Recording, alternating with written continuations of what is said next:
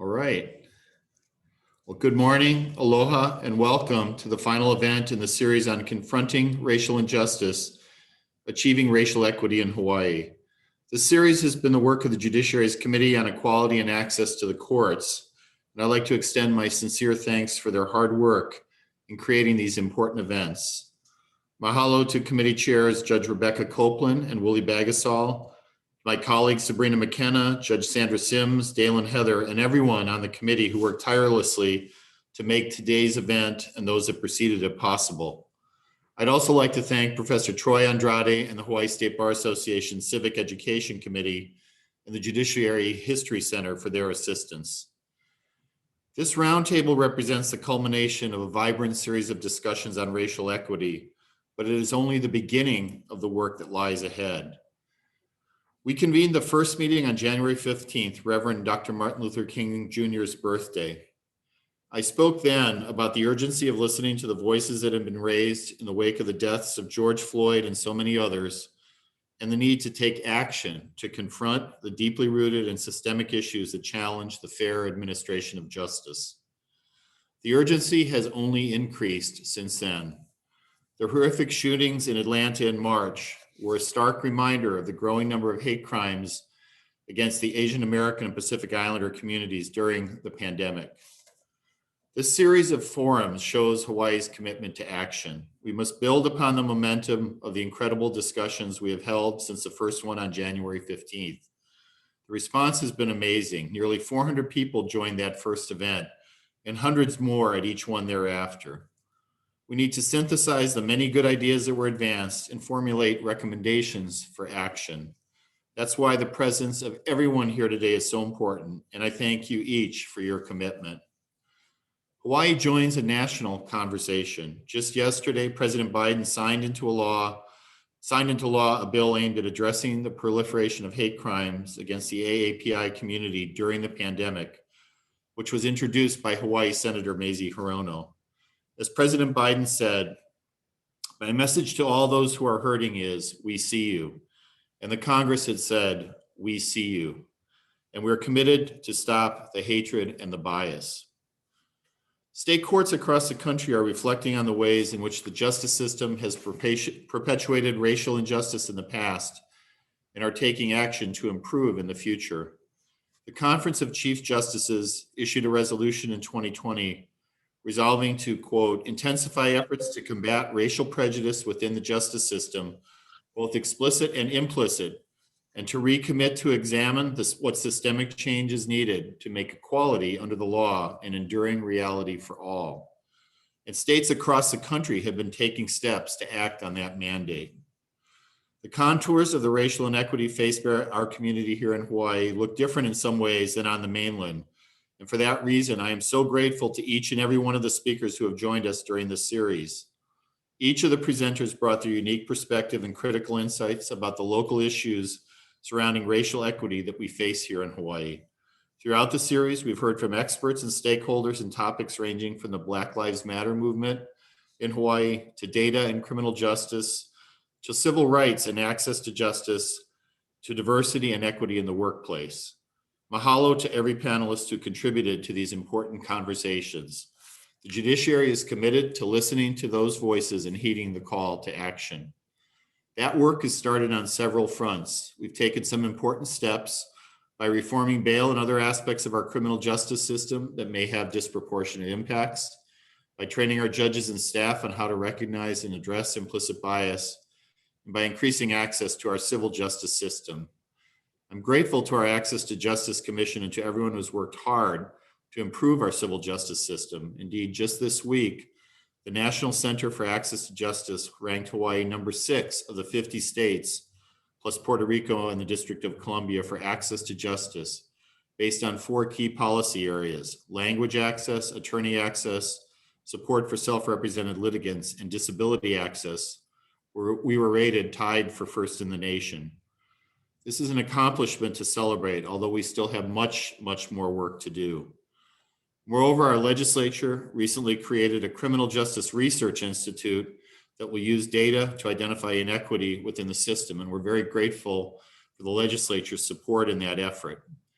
The CJRI has begun working in earnest under the leadership of Dr. Aaron Harbinson, beginning with the task of improving data collection across the system. This will enable us to identify more equitable policy options going forward. Finally, within the judiciary, we're following up on the great ideas that emerged from the Diversity, Inclusion, and Empowerment panel. We've taken initial steps to create a diversity, equity, and inclusion working group, which will look internally at judiciary workplaces. Our hope is the group will gather feedback from employees about where we stand in making all individuals feel included, and supplement and build on our existing training for supervisors and managers to help ensure that the principles we stand for are consistently lived out on the ground. As you'll hear later on, this work is not without challenges, and it is just the beginning, not the end, of our efforts to make the judiciary a more equitable and inclusive place. CX discussion series has made one thing clear: there remains much work to be done, and no one can fix the problems alone. That's why events like today's roundtable are so important. We must collaborate across the government, hear from and work closely with stakeholders, and elevate the voices of those affected by racial injustice in order to make changes that will have real impact. Today, I'm looking forward to hearing from the diverse perspectives gathered at this roundtable. Each and every one of these perspectives is essential to making real change, and I thank all of the panelists for joining this conversation and the committee for bringing them together. Today will be a critical opportunity to continue the dialogue across groups and work together to build a more equitable justice system and to carry forward the momentum we have built. To close, I'd like to say thank you to everyone attending today. Your interest and commitment to these issues is incredibly meaningful and essential to making lasting change. Aloha and mahalo, and I'm looking forward to a great discussion today. Thank you, Chief Justice Rechtenwald, for those really great remarks, for your dedication and your commitment to ensuring that this conversation happens and that action is really taken. On behalf of the State Judiciary's Committee on Equality and Access to the Courts, the King Kamehameha V Judiciary History Center, the Hawaiʻi State Bar Association's Civic Education Committee, aloha mai kākou and welcome. My name is Troy Andrade, and I'm a law professor at the William S. Richardson School of Law, and it is my pleasure to serve as today's moderator. As Chief Justice Rechtenwald said, we have a great lineup of speakers today that we hope will provide you with a taste of some of the ways in which organizations and individuals are thinking about and acting upon issues of racial equity. Our panelists today bring a depth of experiences that will hopefully challenge us all to think about the ways in which we as individuals, as a community, as organizations can make our home more just. The representation on this panel ranges from government agencies to community organizations to individuals with specialized perspectives in our justice system. They also represent the scope and breadth of our island community. Each panelist has been given 5 minutes to address in some way the following 3 questions.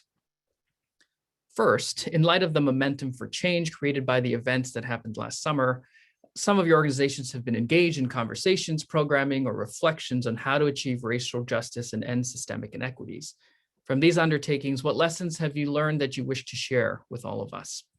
The second question, what are challenges or barriers that your organization needs to overcome in order to engage in this type of work to eliminate inequities, both internally in your organization and externally when dealing with the public? And have you discovered new ways to address these challenges? Final question is, what are your highest priorities in these areas over the next 6 months, either based on topics that we've covered in our racial equity series that CJ mentioned, or in other areas? Following the 5-minute presentations from each of our panelists, we will have an opportunity for questions and answers. So please feel free during the conversation to put your questions into the Q&A feature on your Zoom screen. Our team will siphon through these questions and we'll try to address as many of them as possible. Again, our goal today is really to provide a forum for ideas, aspirations to be spoken, and for stakeholders in the community to start or continue to get involved and invested in these issues. We see this really as the beginning of continued and pointed conversations that will lead to action.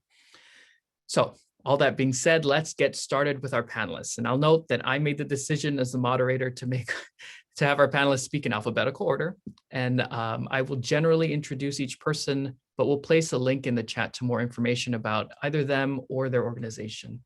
So with that, it's my pleasure to first introduce our State Director of the Department of Human Services, Kathy Betts. Thank you, Troy. Aloha, everybody. Kathy Betts, Director of the Department of Human Services, as Troy mentioned. Really grateful to be here today. I think that this will be an interesting social experiment when you give a bunch of lawyers, advocates, and government employees 5 minutes to talk about the subjects here today. But I'll just dive in. I do want to back up in time a little bit because when I think of departmental lessons learned, it was really initiated a couple of years ago when we partnered with the Institute for Alternative Futures. So we convened community groups, nonprofits, and other state entities to examine the future of human services work. And really, we were asked to imagine human service delivery in the year 2035. So from that work, we saw the future of human services in terms of increased use of artificial intelligence, a potentially deepened chasm between economic classes, the potential for universal basic income, and a need to create dignity for unpaid work like caregiving. Also the need for cross-sector collaboration, as Justice Rechtenwald, CJ mentioned earlier. We also looked at how we could be part of a re-envisioned economic system that creates work that provides a living wage, work that's dignified, and work that elevates truth and reconciliation measures to acknowledge the impacts that dispossession and illegal removal of ancestral land have on our post-colonial systems and structures. What we didn't realize at that time was that the Black Lives Matter movement and other racial justice activism, our economic crisis, and the pandemic would cause us to flash forward into our 2035 scenario. So we were given different scenarios to think about and examine how we really are going to evolve to continue to serve humans. We looked at the need to create equitable access to benefits, acknowledging the various social and political factors that prevent access. We needed to balance remote work, trauma-informed care to continue to meet residents where they were. And we needed to take a closer look at how our processes and procedures internally may cause or worsen already existing trauma. So we saw during the pandemic, the highlighted mass inequities throughout all systems, not just in human services. We saw a lack of childcare, a lack of paid sick and paid family leave. We saw essential workers, many working class people of color being asked to be on the front line while also suffering the trauma of a pandemic. We saw women of color being iced out of the workplace and being given the economic ultimatum of either taking care of a family or getting a paycheck. We saw certain work as essential while other work was unpaid and undignified. So that's kind of the work that we did with Alternative Futures, and it really helped inform our policy decisions during the pandemic. So some of the lessons learned, first, that any discussion of racial justice and systemic inequities must be rooted in intersectionality. So when we're talking about racial justice, we're also talking about gender justice, we're talking about class justice, we're talking about language access justice and disability justice. So from my perspective, within our department, we also had to be mindful that so many of our funding streams were radically changed during the Reagan era. So those programs like SNAP and TANF come with entrenched stereotypes of who utilize the programs, how they utilize them, and along with a whole array of value judgments that couple poverty with criminality. So if federal policy dictates how much we can evolve as a department, we need to be intentional, creative, and collaborative to move past those challenges and truly become more equitable. We also learned the lesson that transforming human services delivery must acknowledge the disproportionate impact of poverty that takes root in Brown and Black communities. And we need to recognize that poverty is trauma in and of itself.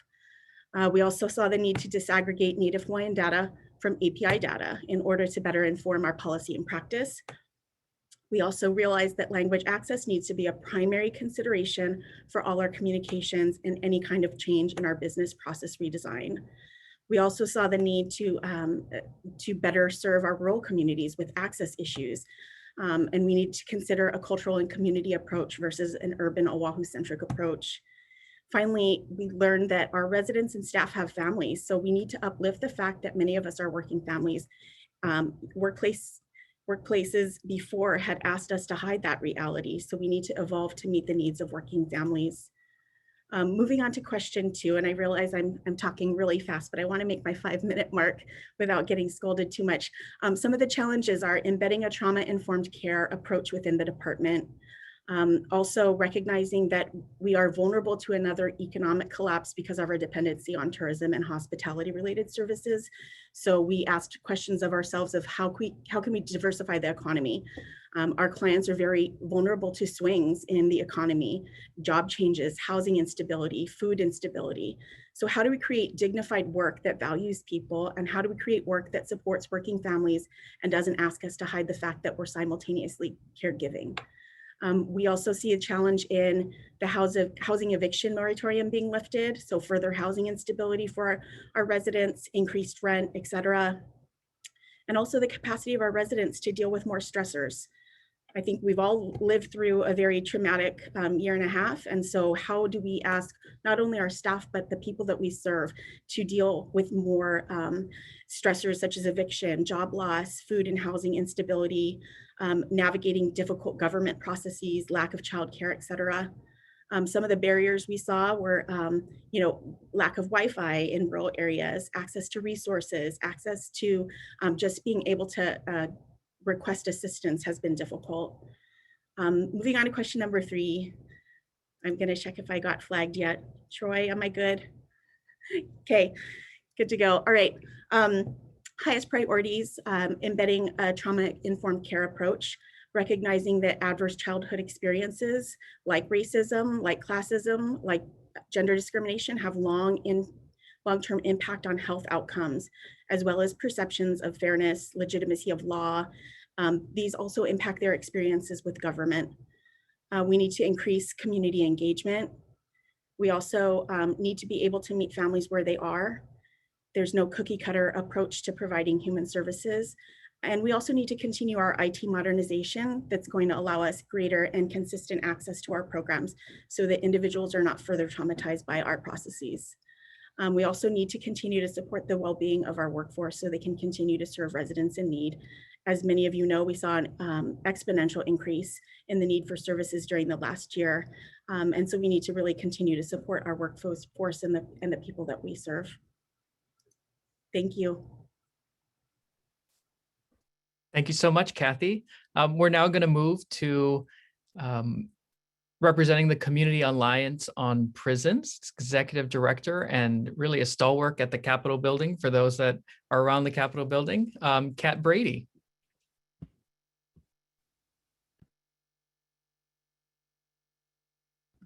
Sorry, Kat, we're going to unmute you.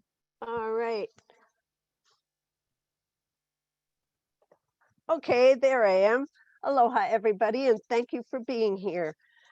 Community Alliance on Prisons has been engaged in anti-racism work for decades. Racism in Hawaii is really evidenced by the over-criminalization of Kanaka Maoli, Pacific Islanders, and people of color. We continue to work for public policies that are inclusive, reasonable, and just. You know, our research has really shown that structural racism is baked into the system, the criminal legal system. And now the system is dependent on racism in order for the feedstock for very hungry perpetual prisoner machine. It's really sad. Hawaii is not the same progressive place that we were in the 70s. The state has become harsh, mean, and unforgiving, demonstrated by sweeping people who live unsheltered in their homeland, over-criminalizing behaviors that were mere violations a few decades ago, incarcerating people of color for drugs when the data shows that drug use is pretty even across the socioeconomic spectrum, and the killings of unarmed people by police, which have now created international incidents by the murder of a South African man and a Chuukese minor. One of the big takeaways about the murders last summer and Hawaii's government's quick acknowledgement for, more racial justice, I found very interesting, because it's very easy to look outside Hawaii and to look at the racial problems there while ignoring the problems that exist right in our own home. the heightened awareness of the legislature is a good thing. And we're glad that they're taking an interest in racial justice and action and equity. However, it's a problem when they only want to look outward and when the changes really need to be made inside. So we know that the inequities housed heaped upon Kanaka Maoli in their homeland, and Pacific Islanders, discrimination. We know that there are things that we can do. To achieve this, Hawaii needs to learn the true history of these islands so people can develop a respect and appreciation for the innovation and ingenuity of our host culture. We must understand that disrespect and fear are the tools of oppression, and we must work to dismantle them. The external barriers for change are huge. Most have been erected through disinformation, and their goal is to promote fear and distrust. Discrimination and prejudice is really a learned behavior. The discrimination and prejudice that we see on the rise in Hawaii, it really does dispel the myth of so many people who say Hawaii is such a melting pot. No, we have problems like other places. So there are ways that we can actually address these challenges. Implicit bias training for everyone. Since the legislature passed HCR 112 SD1, declaring racism as a public health crisis, Hawaii's government should set the tone by mandating and financing implicit bias training as a public health strategy.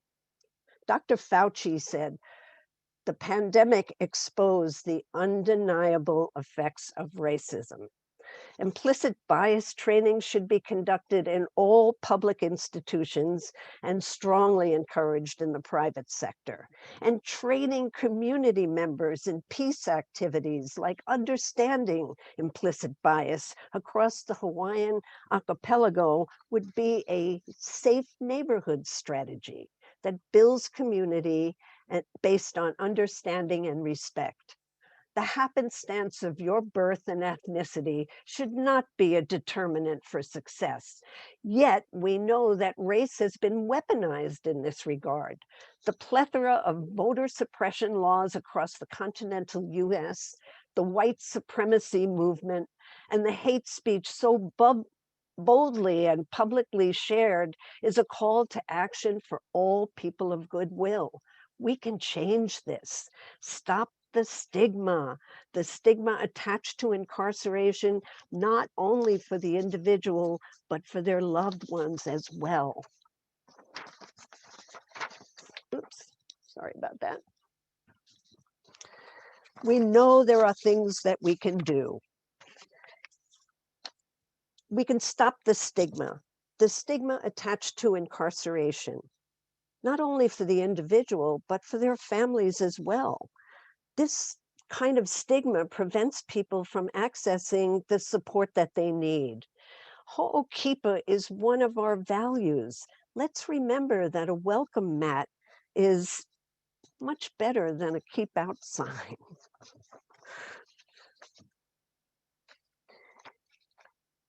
We believe that there are so many things that Hawaii can do to support families who are inside, people who are inside and their families outside. It's kind of easier for people to kind of see incarcerated people as the other until somebody they love is in that situation. Then their perspective totally changes. So we need to showcase the humanity of people who make mistakes. Since small kid time, this mission has been the fire in my soul. This passion really spurred the birth of Community Alliance on Prisons in the mid-90s. And we decided that what we needed to do was to shine a light on of truth on some of the darkest corners of public policy. So CAP will continue to highlight the humanity of people who are caught in the web of the criminal legal system.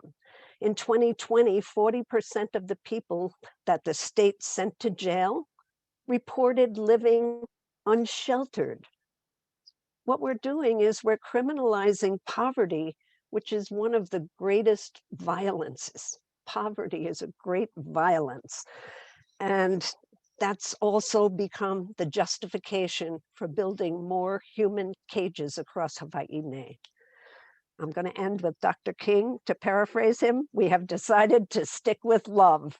Hate is a great burden to bear. Thank you. Thank you so much, Kat. We're now going to turn to Honolulu, Hawaii NAACP President, Alfonso Braggs. Good morning, and thank you for this opportunity. I want to begin by just addressing, first of all, what are some of the lessons that we may have learned since we last came together here and back in last summer when we started out addressing the George Floyd issue. And there's several, but probably at the forefront of all is the importance of engaging young people in our civic engagement. And we just need only look back at the beginning of time and see the critical role that young people have played in the fight for social justice. So moving forward, I think that it's extremely important that no child is left behind, no young person is denied an opportunity to become a social justice leader, and they certainly can help us in the fight for justice and equality. We have a responsibility as civil rights organizations to effectively train others in advocacy. And we need to collaborate together and pass the mantle, because no one organization or entity can fully dispense with true equality and justice. It takes a collaborative effort. And as we are showing here today, we have to come together on a single point of purpose and move forward together on behalf of our communities. We need to train our partners and those in the struggle on the issues, how it is that the processes that we need to do to achieve and win these fights, and also what are the accesses to resources and support infrastructures. We also think that it's important that the role that we've played as individuals and organizations need to be properly documented so that future generations can look back and see how it is that the struggle was won for the benefits that they enjoy. You know, we simply only should look at John Lewis, you know, as a young student at that Pettus Bridge, you know, and to look back over his life of commitment and the difference that he forged. We don't want to deny future generations that opportunity to look back, see someone who looks like them, be a part of an organization that fought the great fight, and then move forward, because the struggle will continue. There are challenges, and there will continue to be challenges. And one of those challenges is centered around a perception, perhaps, of who can best advocate. You don't have to be a particular race, ethnicity, gender, or any of that in order to advocate for what is right. And I think that perhaps one of the best examples of that is that we were so wrapped around initially a term or group called Black Lives Matter that we forgot what was the root cause, what was the purpose. And I'm so very happy that the second opportunity that we were given, that we were able to coalesce around the fact that Black lives did matter, because all lives do matter. And when we come together and fight together, guess what? We are able to achieve, everyone can be a part of the struggle for justice and that attainment. We also see the challenge of COVID in the post-COVID economics. Minority and low-income individuals and other marginalized groups were already experiencing difficulties. And the impact of COVID on them has had a certainly critical adverse impact on their access to equal justice and services that have been reduced or cut. So what are some of our highest priorities as we move towards a close here? One, we're going to establish a youth NAACP chapter here in Hawaii, because it will formalize an organized entity for our young people to engage. And we're going to continue our work in collaboration with community partners. We're going to continue to advocate and work with the Department of Education to do workshops in our school systems to address racism and biases.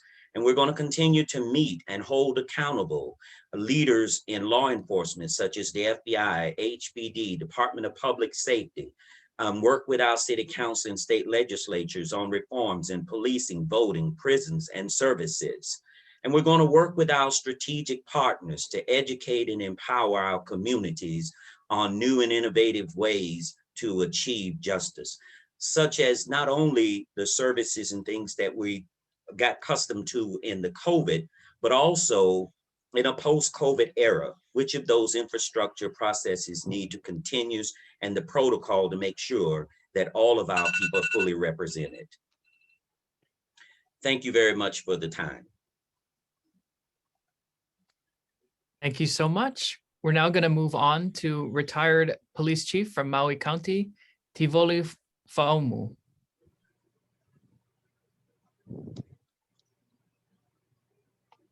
Where are you? Okay, good morning. Good morning, everybody, and thank you again for getting me involved in this matter. It is a very important subject, and it's something that we need to take into heart and look at how are we going to address this issue. As you all know, Hawaii is a very diversified community, and for me, from experience, I remember when I first joined the police department, I was the only individual from Tongan Samoan background. So regardless of that, what I had done is I learned the culture and what is my new home expected of me.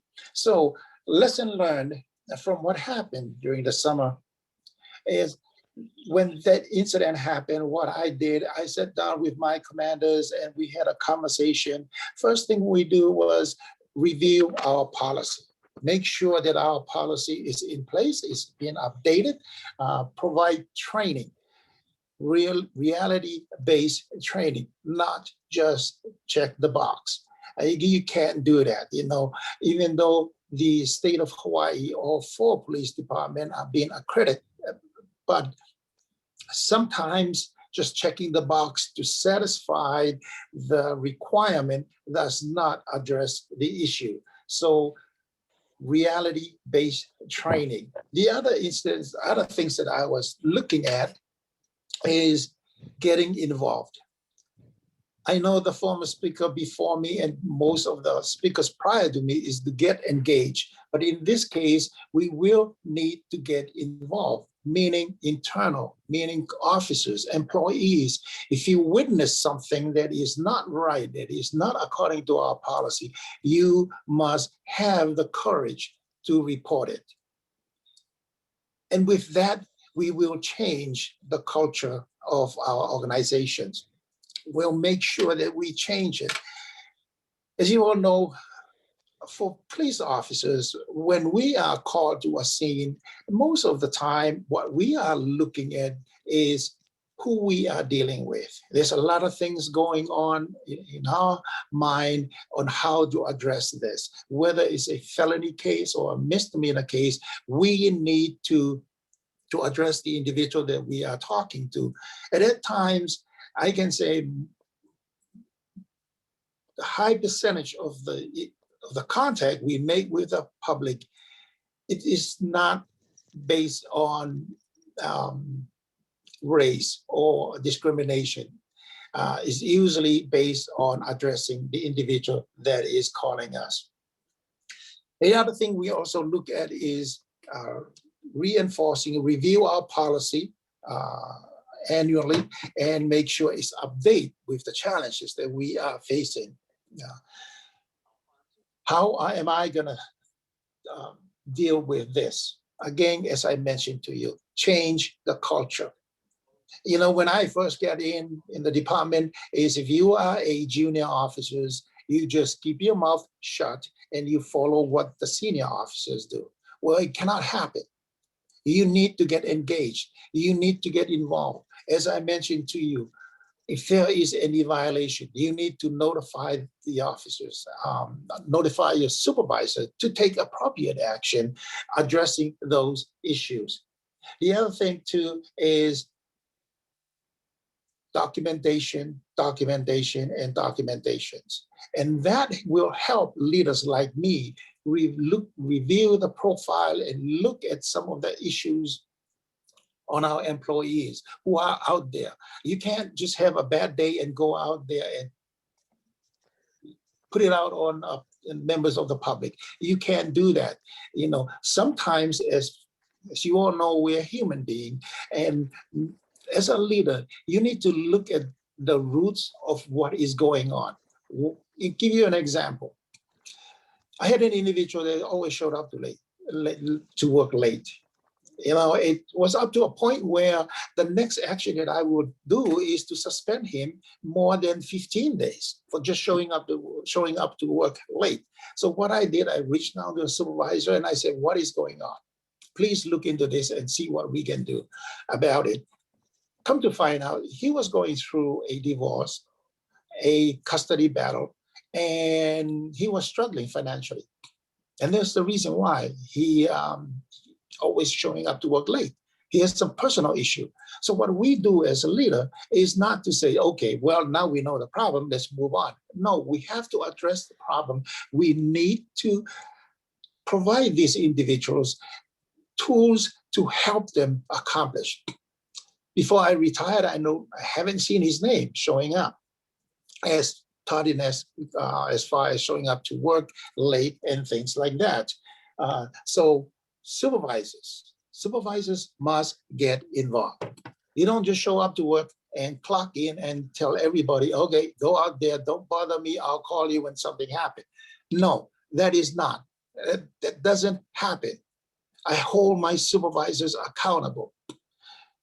The tools that we use, that we have in our vehicles, really hold us accountable for what is going on. So supervisors need to hold everybody accountable. And for me as a leader, I need to hold my commanders, my field commanders, my district commanders, and the supervisor accountable for what is going on the field.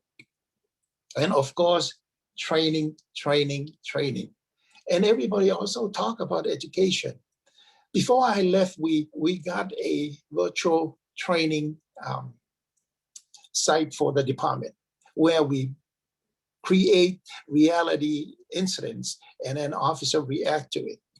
So not only we train our officers on reality-based incidents, but we also like to reach out to members of the public, educate members of the public. Why do we have so many officers? You know, most complaint that I got is, why do you need 3 police cars to stop one individual? Well, when a police officer stop a vehicle for a traffic violation, if the operator has a felony warrant or something like that, the supervisor and a backup unit need to head in that direction. And that's the reason why you see 3 police cars, you know, in a traffic stop.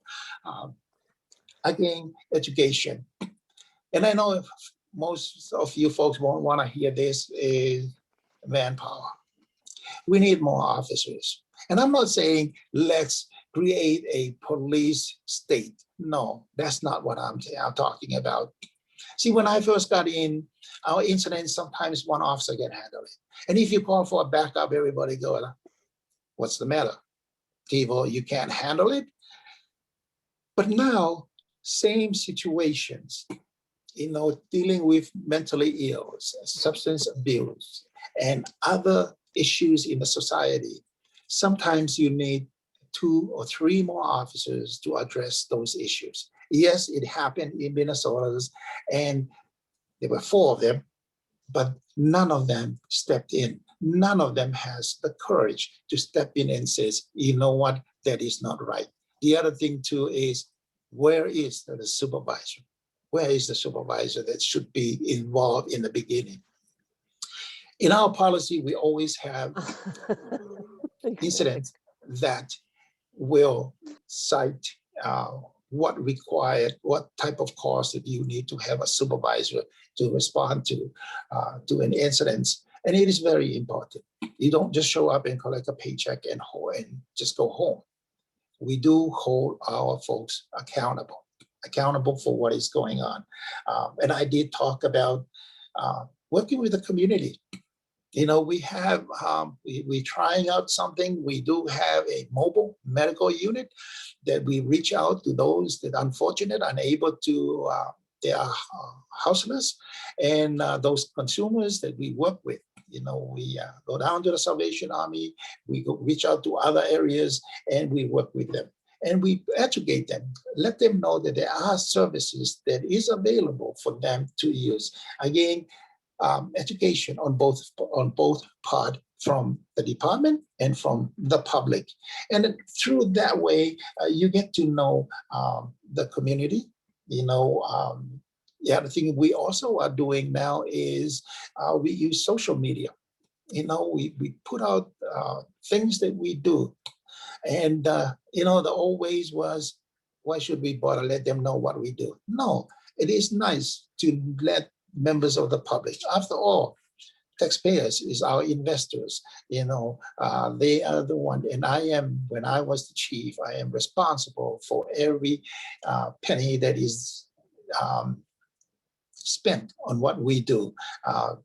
Again, and continue education, look for other new tools that we need to put out in our toolboxes to help our officers do the job, and also work together with the public to make our community a better place to live, work, and visit. You know, by some of our visitors. Getting involved, gotta get involved.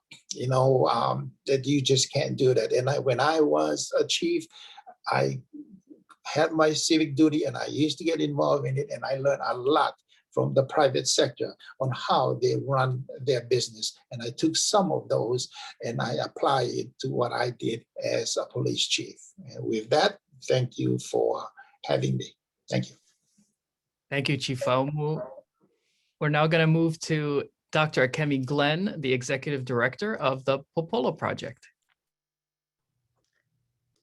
Mahalo, Troy, and everyone on this panel. I'm so glad to be a part of this important conversation. And thank you to the Judiciary and the History Center for making sure that we're staying engaged in this conversation. I think this panel shows that there are lots of diverse experiences and ideas about what we need to do to move forward, and even what the issues are at hand at the moment.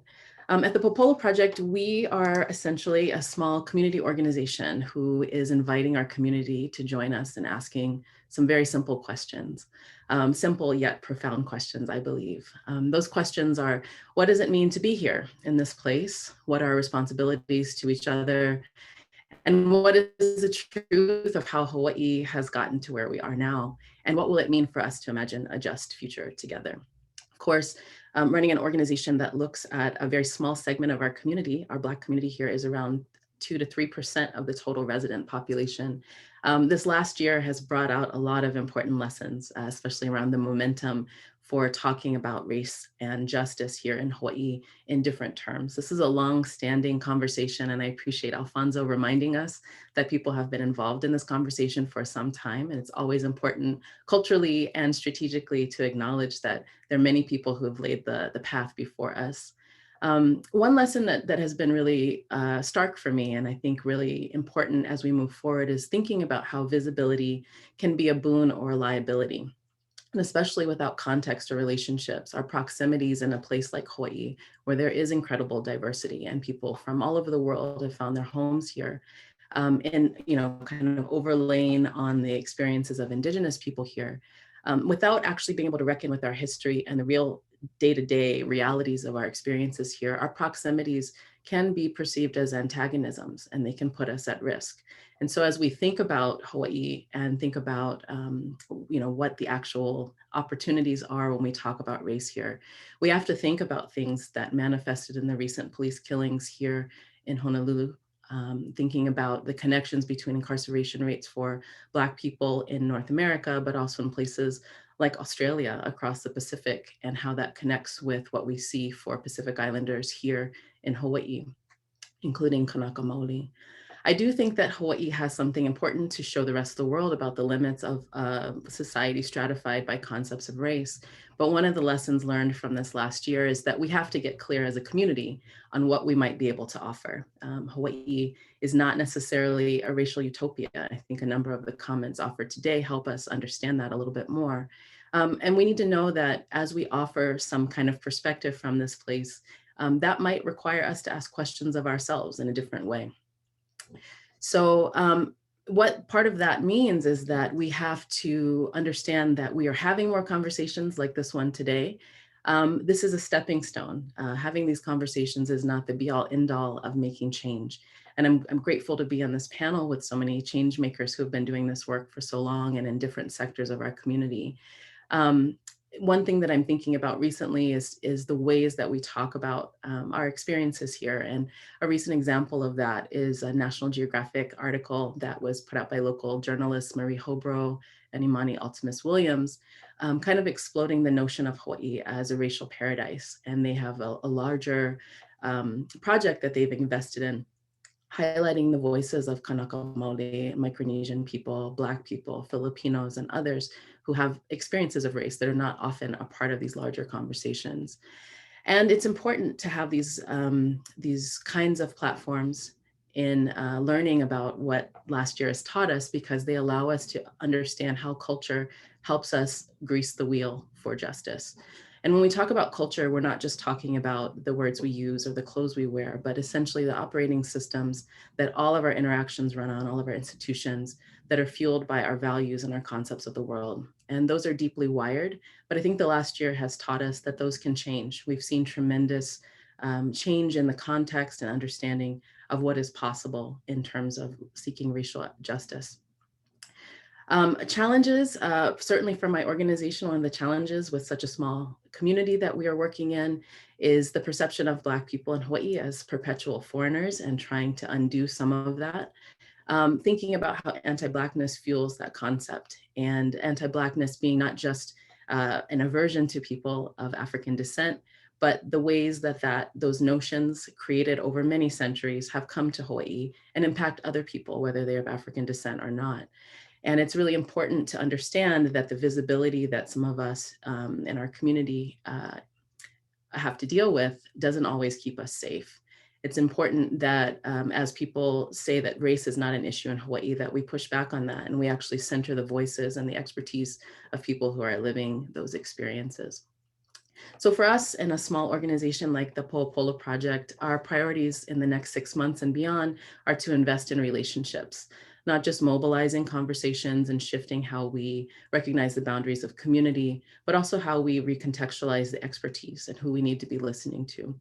And as we build those relationships, we're building a genuine community, we hope. And that includes relationships that center experiences that are not our own, and listening deeply and profoundly to understand other members of our community. Some of the ways that we've been doing that is by working with some of our youth to empower them as leaders and advancing some of these conversations. We also have been doing a number of trainings on the topic of understanding race and belonging in Hawaii, giving some more of that historical context. But it's important to us, and I think one of the highest priorities for all of us is to continue to learn, to listen, and to change our behaviors and our practices as we go forward. Mahalo. Thank you, Dr. Glenn. We're now going to move on to a representative from the State Department of Health, Lola Irvin. Thank you. Thank you for the opportunity to be here. So in terms of the first question and organizational reflections on achieving racial justice and correcting systemic inequities, what happened in the summer also overlapped with the Department of Health response to the COVID-19 pandemic. And we learned that the Department of Health needs to collect demographic data, whether by race, ethnicity, or other characteristics like sexual and gender minorities. The disaggregated data allows us to see if there are differences in health risks and outcomes. It allows us to ask, how are we doing? Where are we? What are we doing? And what do we need to do? During this time, we also faced weekly rallies of people protesting against the public health prevention efforts And yet, in contrast, it was clear that the prevention and mitigation efforts based on national protocols was inadequate. It required that, well, we were required to integrate trusted messengers and cultural and linguistic navigators to consider the social determinants of health and to honor the cultural values of our communities in crisis. I came from a multi-generational family where we slept on the floor on futon and we could hear each other breathing at night. And so knowing that, also we had to apply the cultural values and knowledge that we had to our practices. And then, for example, with our Native Hawaiian and Pacific Islander population, they are more likely to be in the race and ethnicity groups that work and live in environments that have increased risk of exposure to COVID-19. They make up nearly half of the essential workforce in the Hawaii tourism, hospitality, retail, and food industry sectors. They are also a large part of our healthcare workforce. Also, we know that they have underlying health conditions that put them at COVID-19 risk. For example, smoking, higher rates of diabetes, cardiovascular disease, and asthma. So when we did look at the data, next slide, for question 2, we could see that Pacific Islanders make up only 4% of our population, and yet they made up 24% of positive cases of COVID-19. So in terms of eliminating our internal inequities, the Department of Health is really responsible for a broad span of environmental, behavioral, and traditional public health functions. We recognize that our federal reporting requirements for public health do not reflect the race ethnicity populations in Hawaii, and that when programs receive federal guidance and funding, we're not required to collect the data that reflect our Hawaii race and ethnic populations. While the Department of Health has a race and ethnicity data standard, the application was not departmentally applied. Also, regarding our internal capacity, we have insufficient representation of bilingual health employees, and the budget process does not consider racial equity. And in fact, we did lose funding for several bilingual health aid positions during the pandemic. Along the line of question number 2, and new ways discovered to address these challenges. So next slide. What the department did was then share this disaggregated data with a group of researchers representing people disproportionately impacted by COVID-19 and jointly published the Hawaii COVID-19 Equity Report. We also established the Pacific Islander Priority Investigations and Outreach Group to conduct contact tracing and community outreach. They are a vital part of the Department of Health and are making an impact with our vaccination efforts. We also internally mobilized to share responsibilities for community outreach and public health education, and then engage with a network of community organizations and messengers. We're updating and translating guidance materials and FAQs and creating culturally appropriate resources. We translate materials in up to 20 languages and post them online, and also have become mindful of the way that people are using social and digital media platforms so that their messengers can have the information available. You see the image of some young next-gen messengers in the slide, and they use the TikTok challenge in a bilingual format to reach their peers and family members. And then for question number 3, in regards to priorities over the next 6 months, we will continue to collaborate with the Native Hawaiian and Pacific Islander community organizations to take vaccines where people live, pray, earn, and learn, and to assure the equitable availability and access to vaccines. We can no longer assume that if we build it, they'll come. And we also cannot assume that everyone has access to the technology. And so we're including other ways for registering for vaccinations and also taking walk-ins. The other thing we're going to be doing is with federal funds, establishing an Office of Health Equity. We will be recruiting a representative advisor group. We'll also then again review and update the Department of Health race and ethnicity standards and practices. We'll continue to improve data collection and reporting systems. Really, if we don't disaggregate our data and we don't collect it in that way, then we're telling people they don't exist. So we'll continue to improve our data collection and reporting systems.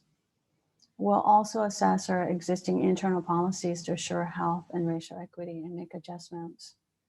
We'll be reviewing our policies through the health and racial equity lens. We already have a process of looking at things as health in all policies.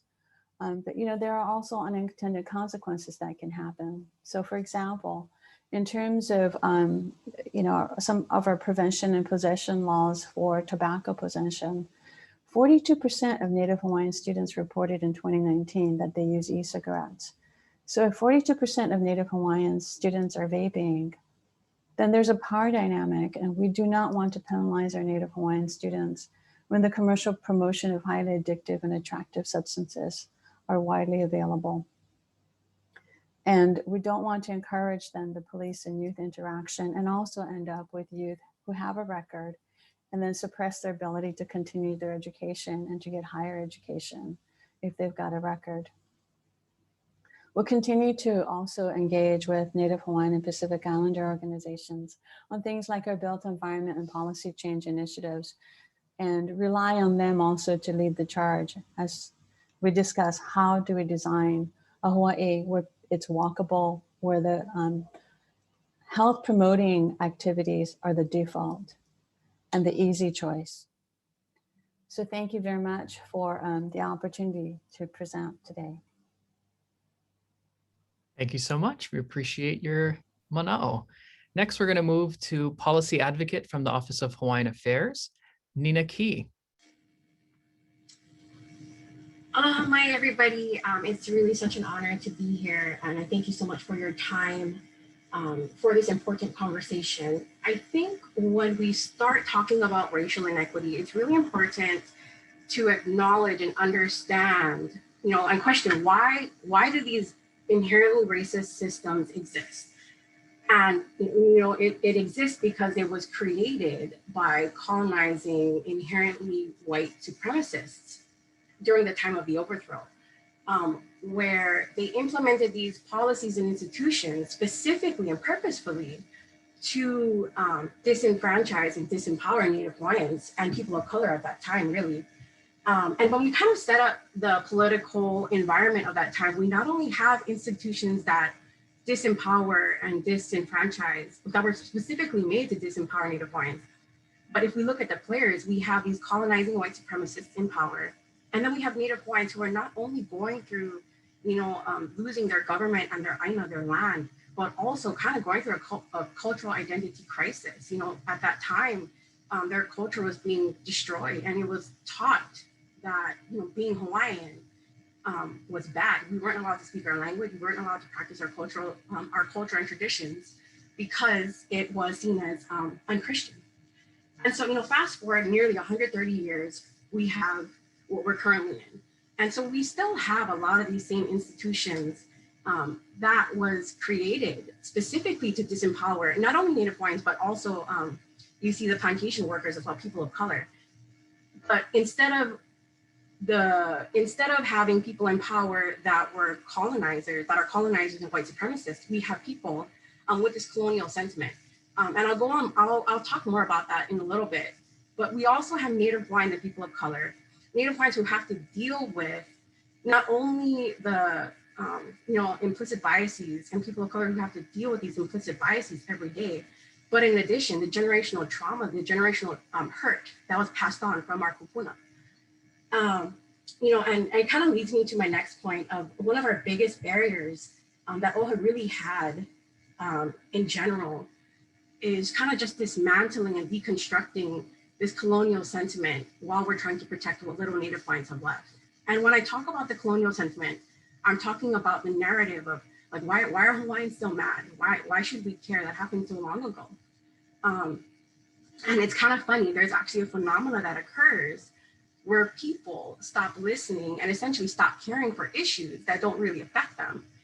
This phenomenon is also called privilege. And unfortunately, when we have people in power that have this privilege, and they make up a majority of the people in power, we kind of have the current system that we're in, which is a system that consistently tries to dismantle the little protections and rights really that Native Hawaiians have, but for the historical injustices that occurred so many years ago. A really good example actually that can show this colonial sentiment revolves around the issue of ceded lands. Currently, we have homeless advocates that are being encouraged by non-Hawaiian policymakers and developers to support proposals for these 100-year leases of stolen, ceded Hawaiian lands. And you know, there's a narrative that's kind of going on of like, rather than addressing these claims, these valid claims that Native Hawaiians have for these stolen lands, you know, the narrative is kind of being shifted to, we should be addressing homelessness, we should be addressing the housing issue. And I think, you know, it's kind of ironic because during this past legislative session, really, we saw, you know, OHA and other Native Hawaiian organizations who were advocating against these 100-year leases, whose only goal really was for restorative justice. We had policy advisors actually questioning our biases while completely ignoring the biases of these developers that were the ones who wanted to initiate these proposals to begin with. You know, I know I'm running out of time, so I apologize, but I think it's important that when we begin these discussions, it's really important to acknowledge that the systems that we are currently in were created specifically to disempower and disenfranchise not only Native Hawaiians, but people of color. And when we want to make any meaningful change, we need to have conversations and include solutions that have culture and indigeneity involved. We need to have Indigenous solutions for Indigenous issues. Mahalo nui loa for your time. I see that my time is up. Aloha. Thank you, Nina. We're now going to move to the beautiful island of Kauai and our Kauai County Prosecuting Attorney, Justin Kohler.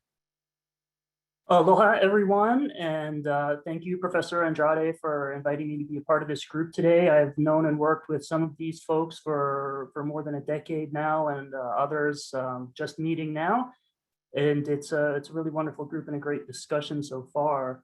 You know, I think looking at the first question, in light of the momentum for change, you know, it's really important for us, I think, particularly in law enforcement, to act on that momentum for change by centering the people who are affected by our actions. And that includes not only the people who have been harmed, but the people who are causing the harm, the people who are working on addressing that harm, both inside the courthouse and outside the courthouse in the community. And prosecutors, you know, historically emphasize a culture of winning convictions at all costs and imposing the lengthiest sentences we can obtain. And so, you know, part of my goal has been to work to change that culture, acknowledge that we're the only country in the only country in the world that regularly sends people to prison for longer than 20 years, and addressing that. You know, a case is not a file folder full of reports and pleadings. A person is not their rap sheet or their worst moment. You know, we're dealing with people who in many cases, in most cases, have experienced significant trauma individually in their lives and in their communities. You know, many of the people we deal with who have been the victims of harm caused by another person have in other situations caused harm to people. The people causing the harm have often been people who have been harmed. And so we see this over and over again in our criminal calendars. So looking, you know, at a criminal prosecution as if it is a football game to be won or lost is, you know, harms the fabric of our community and ignores the very real consequences that our decisions as law enforcement officials have. You know, every day we are making decisions, you know, in our office and in prosecutors' offices across Hawaii and on the continent, we're making decisions that affect people's lives in very permanent and concrete ways. So we have to take that very seriously. it's historically damaged our reputation to the communities we're charged to protect when we disregard that reality. Committing to consistency and transparency, I think, is very important for us in the law enforcement community, even when doing so may place us in an unfavorable light. There's a tendency sometimes in law enforcement to, like in many fields, we just want to talk about the things that make us look good, but it's really important to acknowledge that along with law enforcement, there's good that occurs, but there's also very bad things that occur, and there's very ugly things that occur. And only by acknowledging that and talking about it can we work to improve the criminal legal system. We have to acknowledge that systemic racism is real and that it exists in Hawaii. I think everybody on this panel would certainly agree with that, but there are many in the community who feel that Hawaii is somehow exempt from the same concerns or problems that exist in other places, in other countries and around the world. Systemic racism disproportionately affects, our system disproportionately affects Indigenous and Pacific Islander communities. The people we serve and interact with on a daily basis know that that's the reality. And for us to pretend it doesn't exist is simply disingenuous. And that's one reason I'm really glad to hear the CJ open up the panel today by talking about the importance of collecting data. Historically, as prosecutors in law enforcement, we have not been great at collecting data and then using that to inform our actions. We are working on a project in our office with a group of data scientists from Florida International University called Prosecuting Performance Indicators on developing a public-facing data dashboard that will allow the community to understand the work that we do, the decisions that we make, and their impact. The San Francisco District Attorney's Office has an interesting policy of stripping out data or information relating to race and ethnicity from the prosecutors who screen and charge their cases. So we are looking at whether that is something we can implement at any level here on Kauai. I think it's also very important to communicate our values with the community. Our job description is to seek justice, and I tell people it's the greatest job description in the world, because my job is just to get up in the morning and do the right thing. That's really empowering, and I try to instill that in everybody that works in our office and make sure that they understand that. We have to adopt explicit value statements that emphasize equity and equitable treatment of the people we work with. I'm grateful that the Chief Justice has emphasized access to justice over the last 10 years. Before that, it wasn't something that we talked about a lot, and now we just accept it as a given that it is going to be a driving and motivating force in the work that we do. So I'll wrap up really quickly. There's a couple of obstacles we deal with. It's no surprise to anybody that institutional inertia in Hawaii is real. The system is resistant to change. People sometimes are worried that, if we change, it'll be an uncomfortable reckoning. We'll have to acknowledge that what we did in the past wasn't working, but change is necessary, beneficial, and inevitable in healthy systems. So my priorities, I'm working with a group of progressive elected prosecutors around the country. It's called Fair and Just Prosecution. I talk to people in large, small, and medium-sized jurisdictions all over the continent. We share ideas, we share promising practices, and lift each other up as we look to end the failed mass incarceration policies of the 1980s and 1990s. So I just hope to continue this work in the future. Once again, thank you for inviting me to be a part of this. It's incredibly valuable and important conversation to have. And I'm grateful for all the work that all of you do. So thank you. Aloha. Thank you very much. We're now going to move to the Administrative Director of the State of Hawaii's Judiciary, Rod Miley. Okay, well, it's now good afternoon, everybody.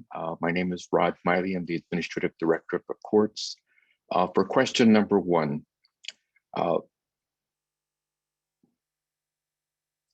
what have we learned and how do we overcome that?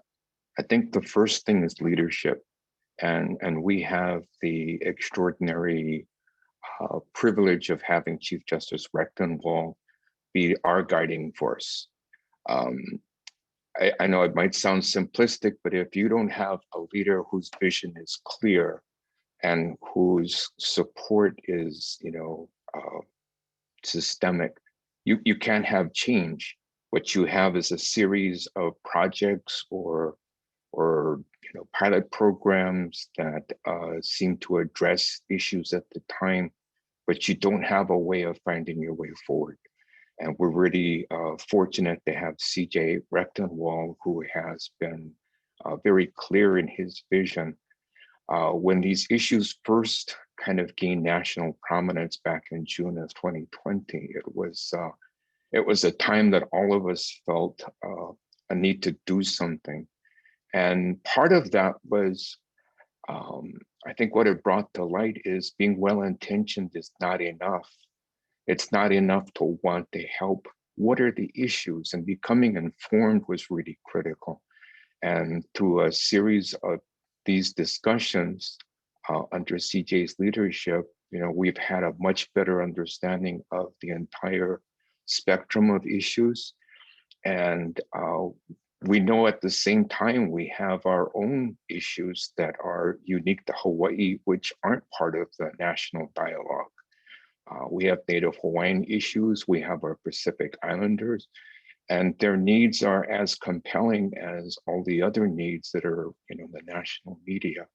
So I would say that the way that we've addressed these challenges through the leadership of Chief Justice Rechtenwald, our chief judges, Chief Judge Ganoza for the Intermediate Court of Appeals, Chief Judge Mark Browning for the First Circuit, Chief Judge Richard Bisson for our Second Circuit on Maui, Chief Judge Robert Kim on the Big Island, and Chief Judge Randall Valenciano on Kauai. And it's important that all of the judiciary as an institution be aligned.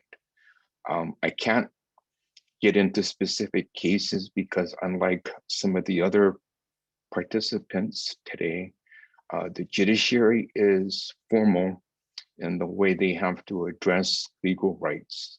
And so pending cases, precedent, court rules, statutory changes, I'll leave those discussions for others, but I can tell you as an institution, part of it was becoming aware of what the issues are. We'd really like to thank the Judiciary History Center for sponsoring these discussions. Also, Dr. Glenn and Mr. Braggs for sharing perspectives that we were not fully informed of. The last thing in terms of challenges is to do something. You have to act, and it has to be more than well-intentioned, well, show me what to do. I think part of it is really learning how to clean up your own house. And I can tell you that within the judiciary as an institution, we have mandatory anti-discrimination and harassment-free policy and training that goes along with that. We also have mandatory implicit bias training for all employees. So judges, as well as judiciary staff. It's a commitment that we take very seriously. Some of the challenges that we've had, data collection we know is going to be important. And in the past, groups that had data didn't necessarily share data efficiently. We had different definitions for the collection of data. So part of it is just making sure that we're doing a better job in coordinating. And the legislature passed Act 179, and that created, part of it was creating the Criminal Justice Research Institute. So Dr. Aaron Harbinson is the director of that institute and the chair of the board that oversees the institute is Judge Matthew Viola. So that's one way that we've been able to overcome the challenges. I know my time is up and we've been going on, so I don't want to overstep my time. I will be available for questions. So thank you very much, Troy. Thank you, Rod. We're now going to move on to State Representative from the Big Island and Chair of the House Judiciary and Hawaiian Affairs Committee, Representative Mark Nakashima.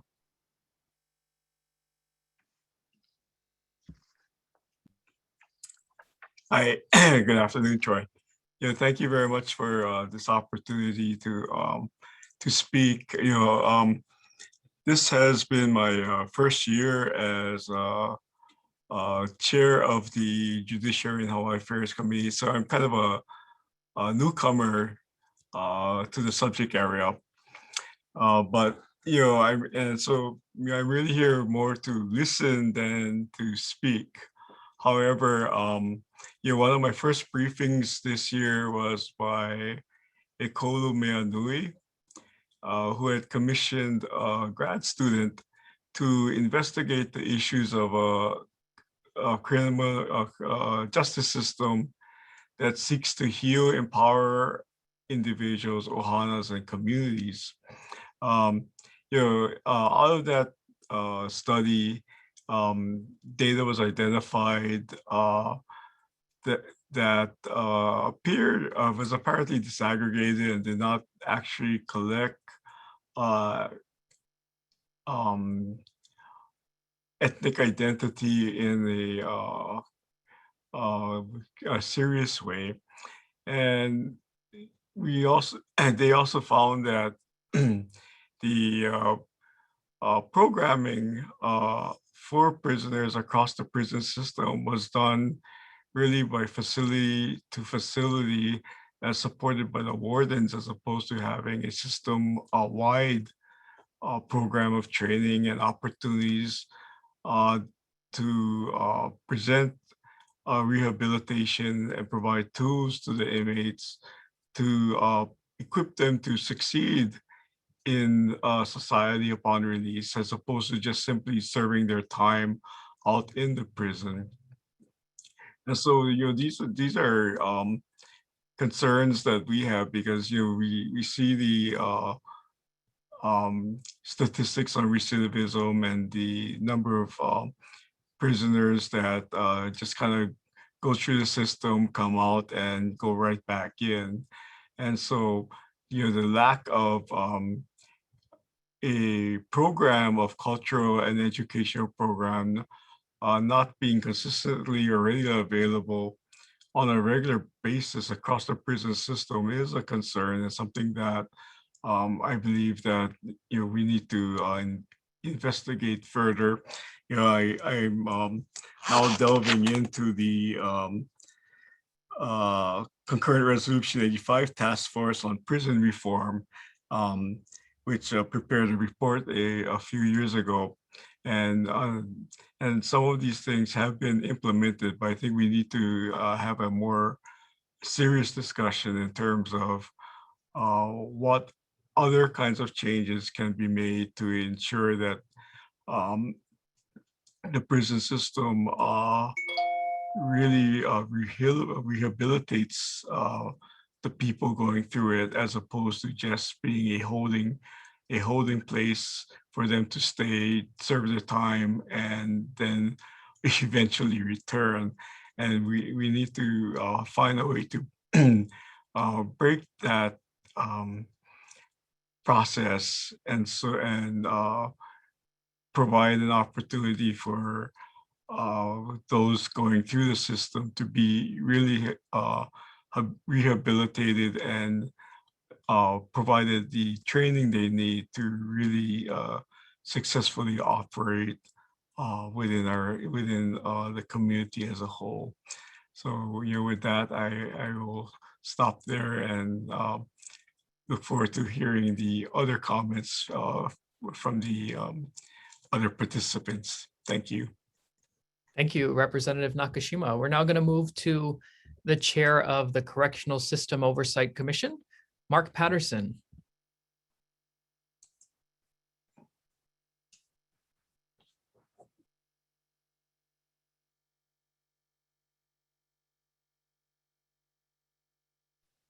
Okay, can you hear me, Troy? Okay, aloha.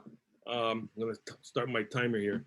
Thank you, guys. That came kind of fast. You're over here waiting and hoping that the P would automatically turn into a Z, but here I am at this time.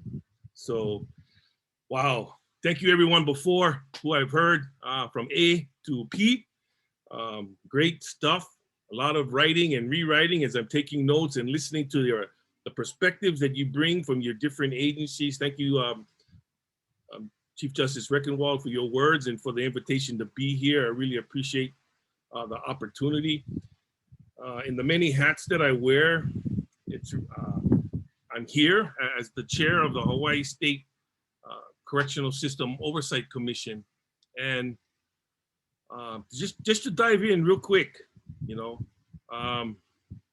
perception, perception of inequality, perception of discrimination.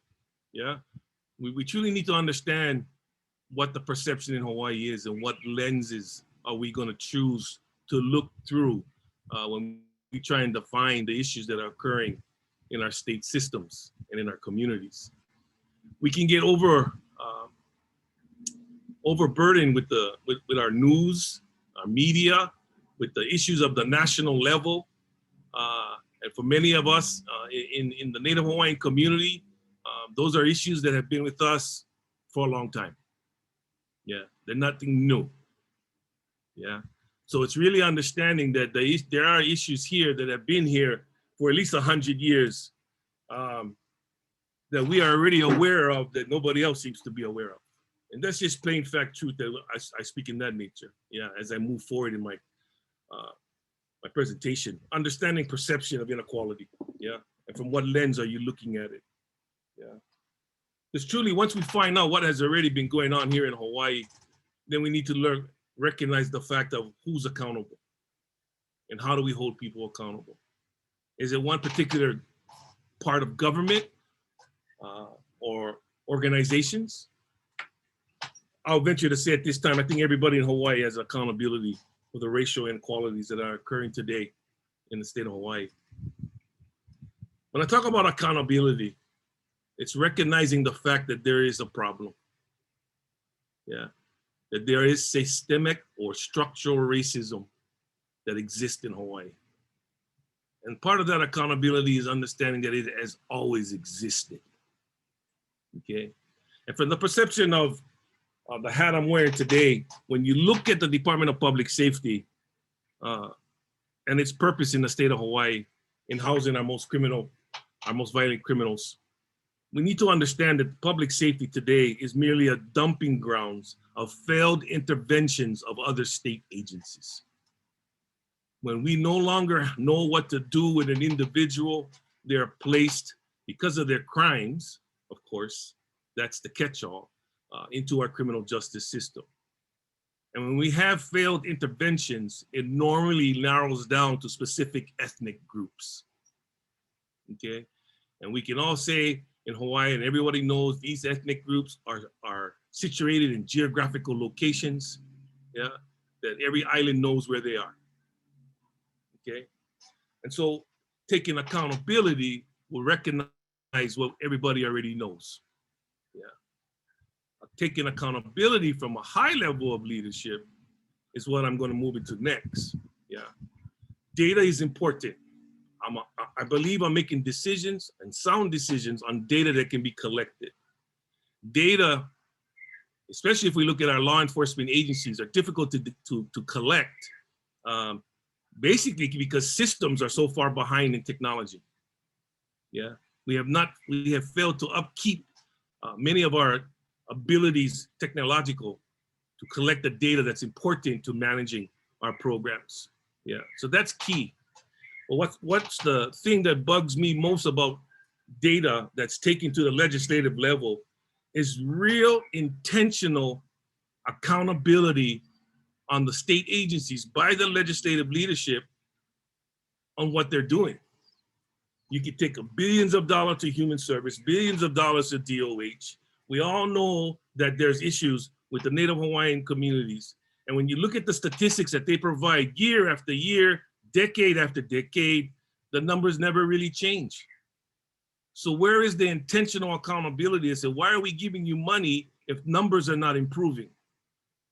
You're creating systems in our social services, in our health, criminal justice system that is not there to help, but is there to sustain and oppress. Yeah. And when we look at the level that I'm operating at now, it's really looking at leadership and saying, where do we hold our agencies accountable? How do we help them to achieve positive outcomes of their programs so we can see lowering of numbers and more equitable numbers across the statistics in the social ills that are on Hawaii at this time? You know, as a warden, they tell me that I control time, but that was my time. So listen, you know, and answer to question 3, and I didn't want to be negative the whole way. The key to all of what we're talking about right now is that to visualize that it can be done. To visualize in your mind what we are trying to achieve, and to share that vision, and that everybody can move in a vision of equality. What does that look like? I don't know, but that's just as much of a discussion as a discussion of accountability. What does our future Hawaii society look like, and how do we get there? We can do it, yeah? We've had it done before, yeah? We just need to reorganize and visualize that what we hope for is achievable. Yeah, we just have to conceive to believe that we can achieve it.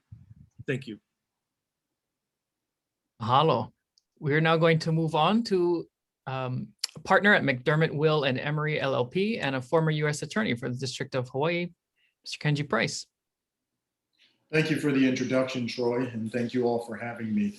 Of course, I have the caveat that the views I express reflect my own. I don't speak on behalf of an entire law firm, and certainly I'm not the U.S. attorney anymore. I have the privilege of serving in that capacity.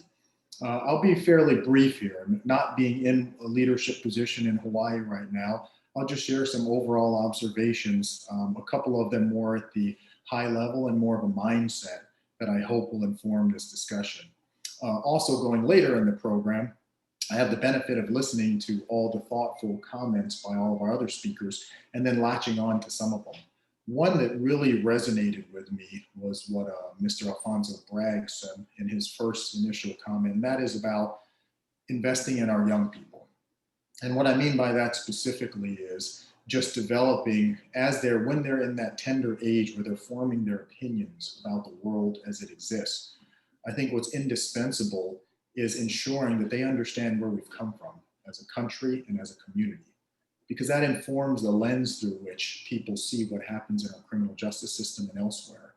Of course, I'm not an educational expert or anything like that, so I don't have a mastery of curriculums and those types of issues, but in my view, that investment in our young people and understanding history, civics, and where we've come creates the lens through which, as they evolve and they grow and they become members of the law enforcement community, it affects the lens through which they see encounters and they see their jobs, or at least I hope it will affect the lens through which they see their jobs.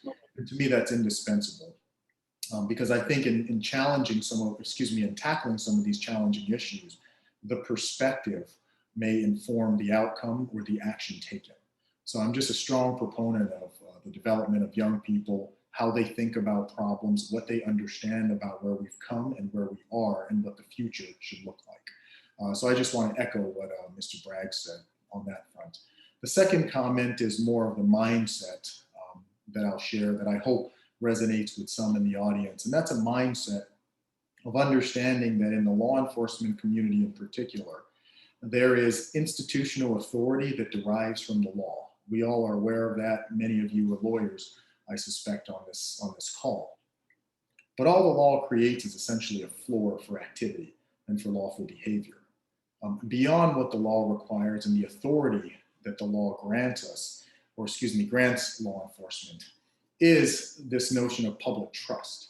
And I think the mindset that I hope is adopted by many across the spectrum in law enforcement is the mindset of always keeping in mind we can always climb that hill and do better, and always think to ourselves, even though I'm allowed to do it in a certain way, what is the best way to accomplish something so as to ensure that I keep public trust and public confidence in the very institution that I represent. I'm a firm believer that institutions have that lawful authority, but really their ability to be effective or to be more effective is directly related to public confidence in them. It obviously will help with referrals to law enforcement, with a general sense that minorities are being protected, as well as people across the spectrum of our communities. And that mindset also may inform internal policies and procedures that specifically impact social justice related issues. And what I mean by that is just the way that we unpack, is there a problem and what should the solutions be internally? Coming from a place of, we need to earn and maintain credibility. First, we can rely on the law, but the critical component here is, what credibility do we have in the community? Does the community feel, or are they confident that we are looking out for them? And that's all members of the community, regardless of race. So that's my small contribution. I should thank Mr. Braggs for his comment, because I could not agree more about the investment in the minds of our young people. And thank you for my time, Troy. Thank you so much. And thanks for joining us all the way from Washington. Next, we're going to have Senator and Chair of the Senate Judiciary Committee, State Senator Carl Rhodes. Thank you for joining us, Senator. Thank you very much. Thanks for having me. I really appreciate the opportunity to be on this distinguished panel. I'll turn first to question one. That seems like a logical place to start. In light of the momentum, and then I won't read the whole thing again, from these undertakings, what lessons have you learned that you wish to share? You know, I think the thing it's just an observation, but I think the thing that's really struck me, and Prosecutor Kohler talked about this when it was his turn, it's not clear to me at all that a majority of Hawaii residents believe that any of the racially motivated killings, any of the racially motivated problems, including the killings on the continent, really apply in Hawaii. And this is despite the fact that, you know, a few weeks ago, a Black man and a Micronesian youth were killed by the police within a few days of each other on Oahu. And if you add that to the fact that the former chief of police on Oahu is, I believe, his 7-year sentence starts on June 1st, you would think that that would be the makings for the perfect political storm, but I just don't detect much outrage. I mean, the Black Lives, the rally last summer over, I think it was organized by Black Lives Matter, but certainly in support of Black Lives Matter, thousands of people came out. But I, you know, from my personal experience representing Chinatown up to the top of the Poly, just haven't gotten very many, just aren't very many people complaining. In fact, on the contrary, some people have expressed support for what the police did, especially with the Micronesian youth. Now, I've been around the press long enough to know that what appears on the press, not intentionally necessarily, but it doesn't always track reality. So I'm reluctant to make judgments about what happened in either one of those cases until I'm more aware of all the facts. Of course, some of the facts are body cam footage, and that hasn't been released in the one case. But my sense is that there's just a lot of people who feel like Hawaii is special and that the police have a hard job and they're okay with how things are going. So that from my perspective is discouraging. Question two, what are the challenges or barriers your organization needs to overcome in order to engage in this type of work to eliminate inequities internally in your organization or externally with dealing with the public? And I'd say internally, I think the thing that would be the biggest help is if everybody realized how open the system is. I think a lot of people just, you know, they probably never see the advertisements, but when the legislature advertises for session help or for permanent positions, they think, well, that's them. That doesn't have anything to do with me. I would never get that job, and I don't even know if I want that job.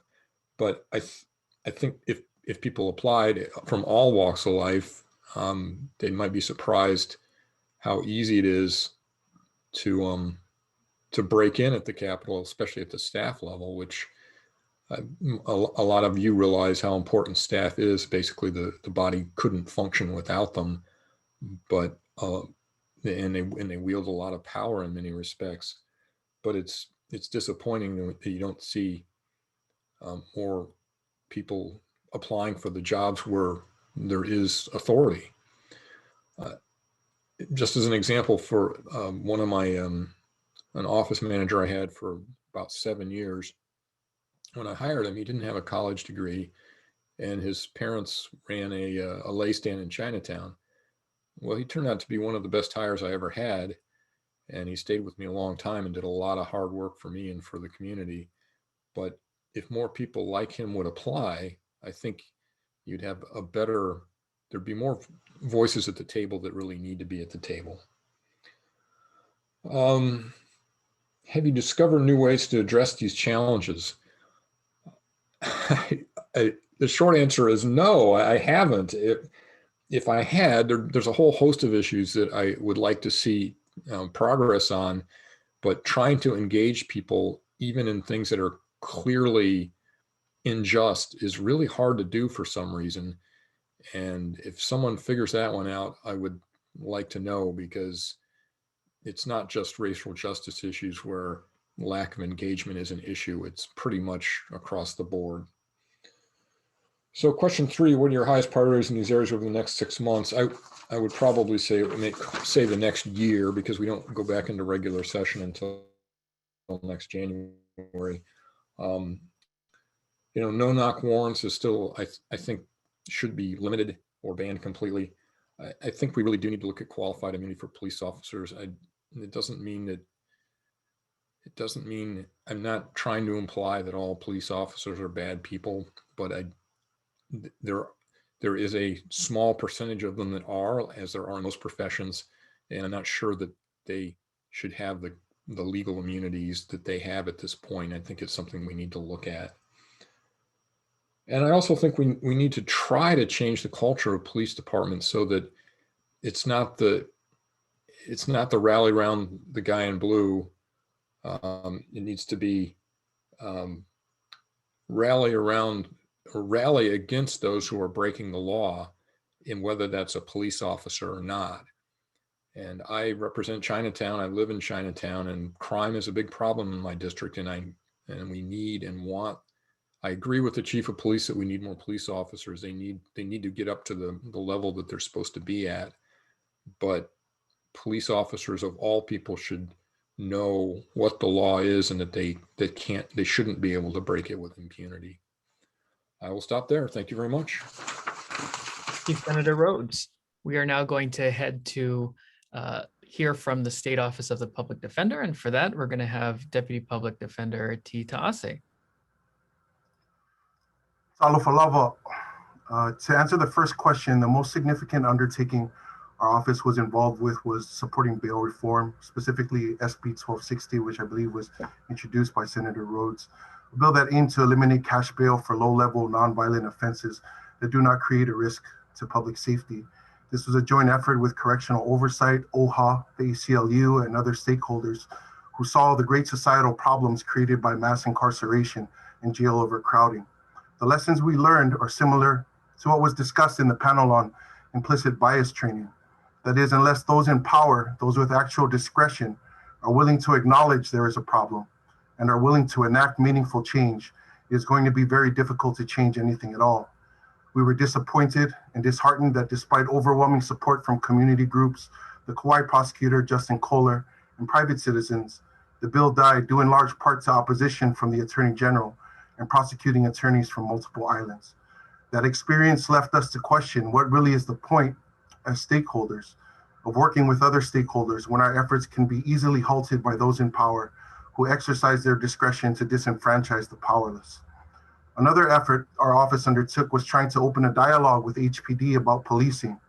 Our office wrote a private letter to HPD during the pandemic, a pandemic that continues to shine a light on the disparate treatment of minorities in America, asking HPD to take a step back on arrests for low-level offenses that do not create a risk to public safety. We were frustrated when HPD weaponized that letter, twisting its contents to make it appear as though we were asking them to allow Honolulu to fall into a pit of lawlessness, and then giving the letter and their response to the media in an effort to belittle our office and galvanize support for its campaign for impunity and its anti-accountability agenda. Again, we are left asking ourselves, this time as advocates, what really is the point of speaking truth to power if the powers are not willing, at the very least, to respect us enough to listen to our concerns? In both of these efforts, we did not necessarily learn, but we were reminded that the structures of power use equality as a means to excuse the inequity the law causes, especially for the poor. I refer to the quote from Anatole France, who wrote, "In its majestic equality, the law forbids rich and poor alike to sleep under bridges, to beg in the streets, to steal for their bread." Bringing that into our reality in Honolulu, as long as anybody can get 30 days in jail for sleeping in the park, we're okay sending the person who actually has to live in a tent in Kapiolani Park to jail for 30 days. All persons have an equal right to reasonable bail, but to the person who lives in the tent, whether it's $100 or $1 million, bailing out is not an option. This is what inequity and discrimination look like in Hawaii. And we've learned that when the system discriminates against the poor and labels it as a public safety issue, then discrimination is a lot more palatable for the masses. We systematically impoverish communities and then criminalize poverty. And if you don't believe me that this is real, I urge you to take a look at the mountain of park closure cases jamming up our Oahu district courts. People are being prosecuted for being poor. As public defenders, the people in the tents, the indigent, the poor, those are our clients, those are our people. We also know from the poverty statistics, the rates of over-incarceration of Hawaiians, Pacific Islanders, and people of color, as well as our own experiences, that the poor in Hawaii are overwhelmingly minorities. The cash bail system and laws that target the poor are not only forms of economic discrimination, they are forms of racial injustice. And our efforts at eliminating them are efforts to move toward a more just society for everyone.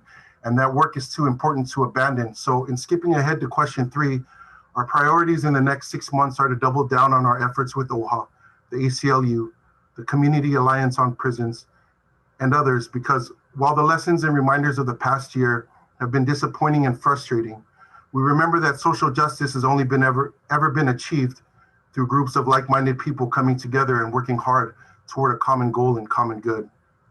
Someday, those in power will realize that we are telling them the truth. We will continue to work toward justice on those issues.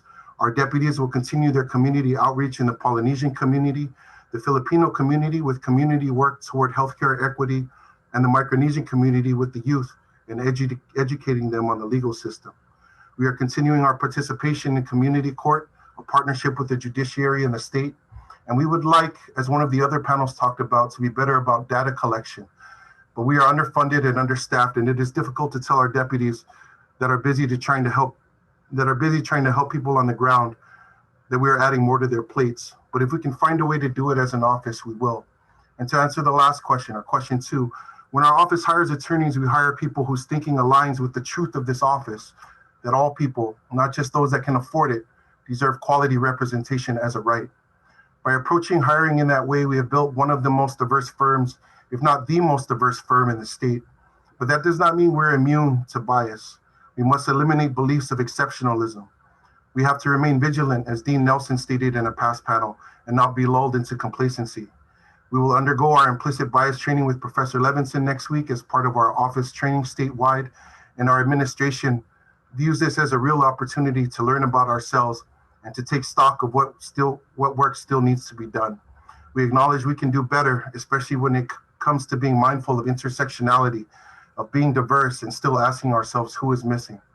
We're going to keep working, we're going to keep growing, and we're going to keep fighting. Thank you.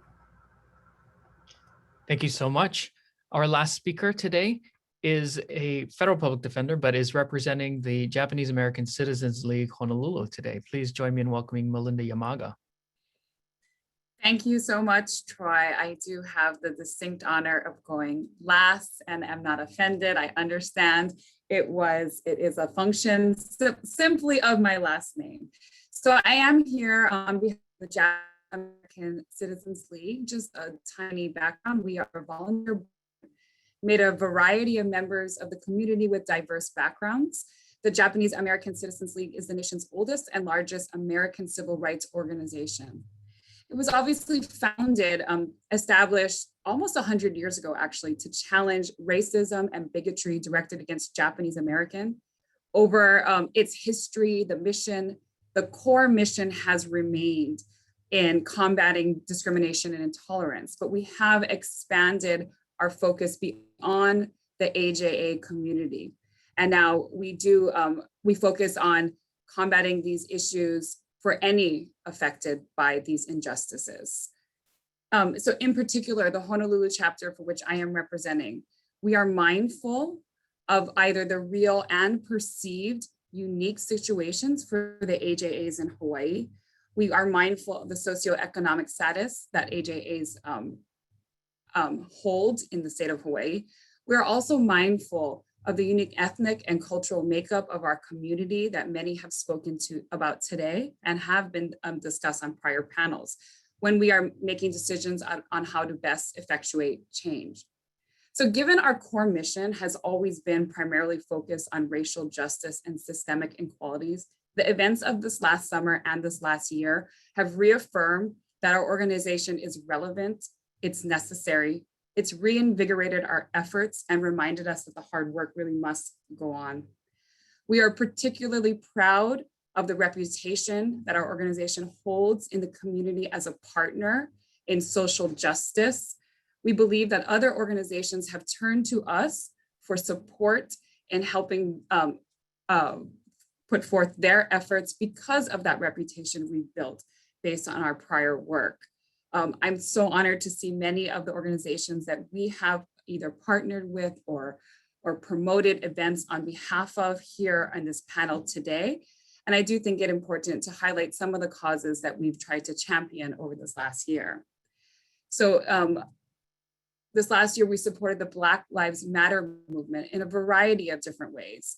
Individual members of our organization showed up at marches, and we certainly believe that that in and of itself is a critical component of bringing the message out, which is showing up. We promoted the Honolulu NAACP's After the March panel on behalf of the Honolulu NAACP and Alfonso. We issued a statement standing in support of demonstrators and peaceful protesters. We submitted testimony in support of the Popolo project. They spearheaded legislation to recognize Juneteenth. And so we submitted testimony in support of that. We also submitted testimony in support of stopping the sweeps of unsheltered individuals, especially during the COVID crisis, and that was spearheaded by the ACLU. We have nationally submitted testimony standing in proud support of the United States Congress, HR 40, which was the Commission to Study and Develop Reparation Proposals for African Americans Act. More recently, our chapter submitted a submission to the Star Advertiser in the wake of I Remember Naacp's killing, asking members of our community to eschew fear-mongering, take the time to learn about our Micronesian neighbors, to stop ripping down the fabric of our society and start building up our community. Members of our organization have been invited and have attended the Micronesian ministers meeting where we were able to learn from and hear from individuals most affected by that incident. We've also been working with Councilmember Fukunaga to introduce legislation requiring city and county employees to undergo implicit bias training. So with that's some of the very critical components or issues that we've tried to tackle over the last year, as many have discussed today and in the past presentations. One of the issues that we are very cognizant of is the misconception that these issues are not a part of Hawaii. I think everyone here on the panel would likely agree. I've heard it stated in a number of different ways, whether it is through historical context of Hawaii, whether it was from empirical data borne out in the criminal system, that this is an issue that Hawaii faces. But we, like many of the others have expressed, are mindful of how to bring that message to the greater public. So what we have done, and I will wrap up with what we have done to do that, is we hope that our organization, with its status and its history, can provide the conversation to move forward, can provide some greater context for these issues to be brought to light. And this really This last year has been a moment of reckoning. We do not want the pain of those that have suffered to be for naught. And we really do believe we can play a better part in the future for Hawaii. So thank you so much for inviting me, our organization, and letting me round out this conversation. Thank you so much. So we're now going to bring all of our panelists back to the virtual room. And I'm going to start with a question about data, because that issue came up with basically almost every presentation. So, and this, again, the floor is going to be open to any of our speakers. And this comes from one of the attendees. What plans are there to make data collection consistent across all of government, including the criminal justice system, housing, corrections, and how do we ensure that this work to gather data is not delayed? Hey, Troy, if I could take the lead on that one. The first part, the Criminal Justice Research Institute, was created by the legislature in Act 179 in 2019. They have a very global perspective in terms of gathering data from sources that either didn't necessarily share data in the past, but will be obligated to share data. And part of their mission is to take that data and to turn it into something coherent so that it can be used by folks who are requiring data to drive their solutions and their missions going forward. So it is something that's really important. It hasn't been done before. There have been other organizations that have tried to take data from different sources, the prosecutors, the police department, the judiciary, and try to aggregate it into something to make it useful. But this one was purpose-built for the particular reason of bringing these groups together, putting the data in one system, and then having the authority to make sure that people are contributing data to the institute. Thank you. Anybody else want to add? If possible, I just wanted to add, it kind of aligns similarly with the resolution that OHA introduced this past legislative session, SCR 5, where the main purpose of this resolution, it acknowledges the fact that we need to facilitate fact-based policymaking. And so this resolution actually urges the Department of Health, Department of Labor and Industrial Relations, DHS, and other county police departments and the judiciary to share existing and disaggregated data on Native Hawaiians and Pacific Islanders, not only with the Office of Hawaiian Affairs and the general public, but also do it in an expeditious manner. And we similarly, this resolution did pass. So similarly, we also urge the governor to establish a task force on 21st century data governance consisting of representatives from different agencies to basically develop a snapshot survey to assess the current data collection, processing, retention, and sharing procedure that will culminate in a report with recommendations to be submitted to the 2023 legislature as well. Thank you so much. Kat Brady.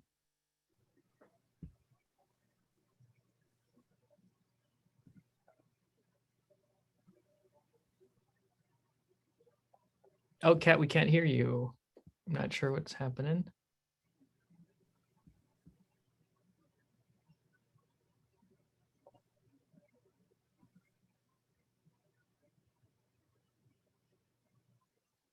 Maybe if you take out your earplugs and unplug it, maybe it might be able to. Can you unplug your earplugs? I don't know if that helps. I did. Okay, we can hear you. We can faintly hear you now. All right, never mind. Okay, thanks. A lot of our panelists talked about education and the importance of trainings and educating the community about some of these issues. What concrete ideas do some of you have about how we could get this type of training, if necessary, standardized across the board so that our law enforcement officers, our judicial staff, our legislative offices sort of get that same training? Any thoughts?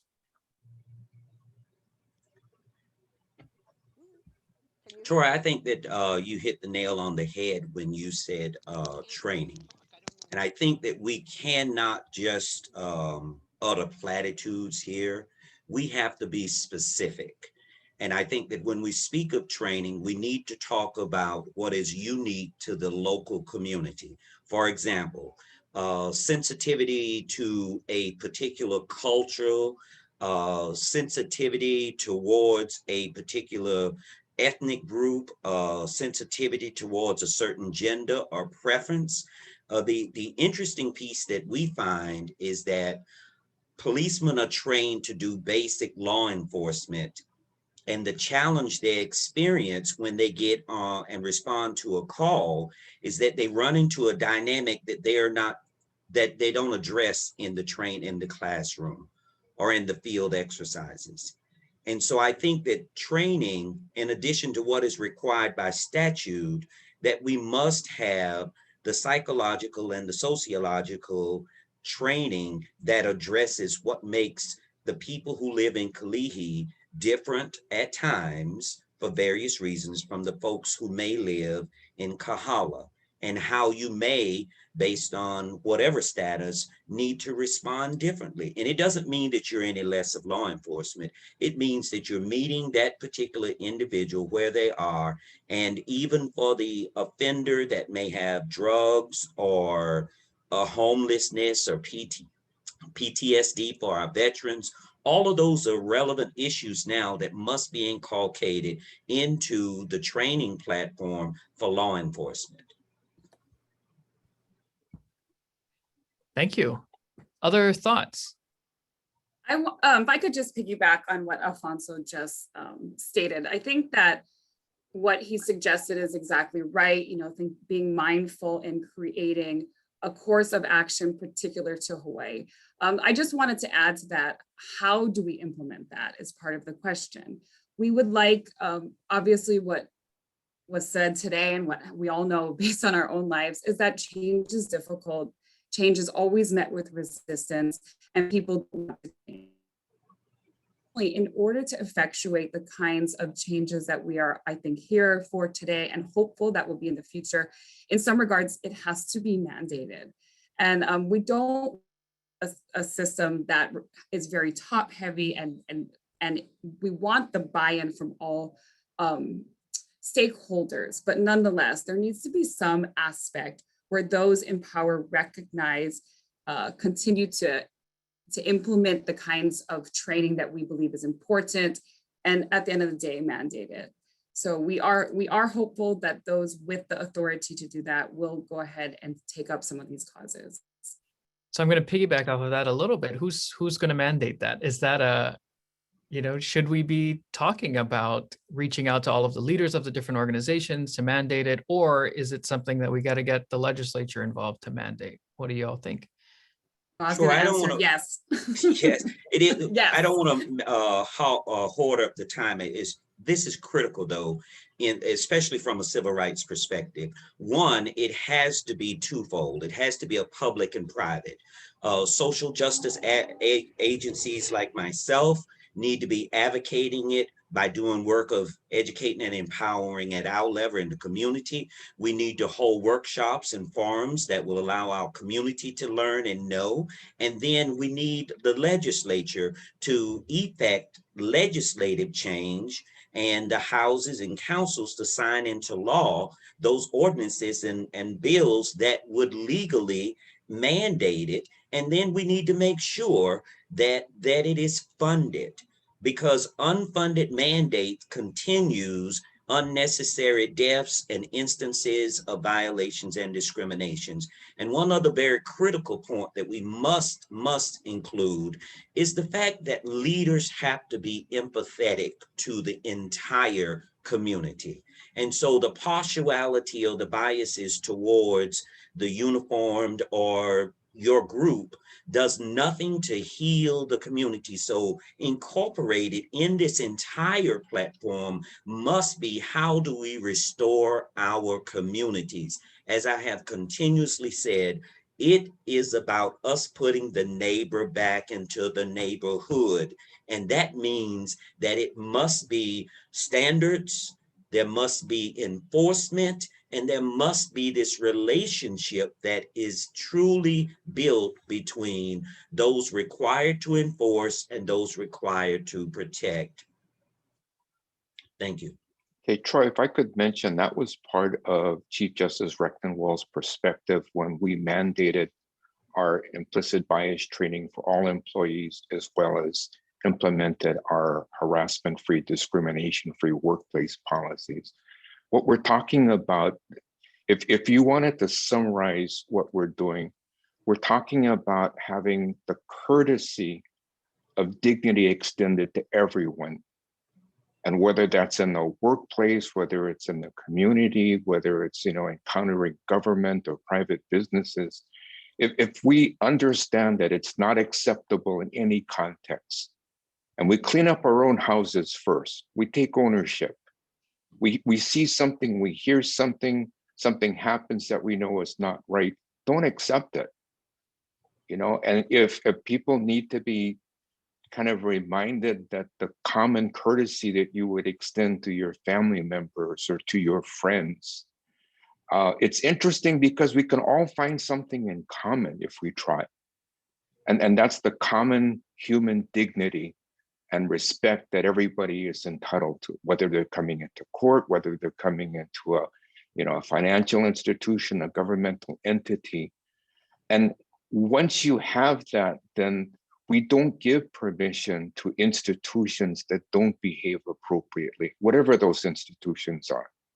For anybody, for any group, for any organization to treat people differently is not going to be acceptable. Thank you. So I'll next turn to Lola, and then I understand we're a little bit over time. So Lola, we'll give you the last word. Okay. Well, when I think about training, I also think about relationships. And so one of the things in terms of that we're learning through this pandemic is the need that to integrate people who are disproportionately impacted by the pandemic. And so we actually have hired more community health workers. We've applied for funding so that we can increase the community colleges have an open door process, right? And so then to train community health workers and then to integrate them and to deploy and engage them in our organizations. And so then it's also then a way that training also means relationships so that we actually reflect the community and we understand better in terms of the cultural values we have. And we can actually honor each other because we know each other. And so we're looking at actually increasing our community health worker capacity. We've been working on team-based care, and we're going to increase that. It's also a way for then educational attainment. And it's regardless of your language ability, right? And so this process will also then provide a lot more support so that we can also then increase training from the other perspective as well, and then also build on those relationships. Thank you. Thank you so much. And to all of you, really, mahalo nunui from all of us on the that have sponsored today's program. This really was an enlightening conversation. And as I said at the start, this is really just the beginning steps of a process. Clearly, we have amazing leaders on this panel and definitely amazing leaders that have attended this session in all of our previous series. This is just the beginning, and we want to continue these conversations. Know that your law school, that the judiciary, that the Bar Association is ready and willing to continue this conversation and help with ensuring that we can chip away at this and make some big strides in the coming months and years ahead. So we will be sending out a survey to all of you and to all of our attendees at our past programs. So please take the opportunity to help the Judiciary's Committee on Equality and Access to the Courts prioritize initiatives moving forward, although I think we have a good idea of where we need to start at this point. Let us know if you want to be involved in the process, because we definitely want to get you involved. Thank you all so very much for spending your Friday with us, and we wish you a very safe and happy weekend. Aloha. Aloha. Aloha.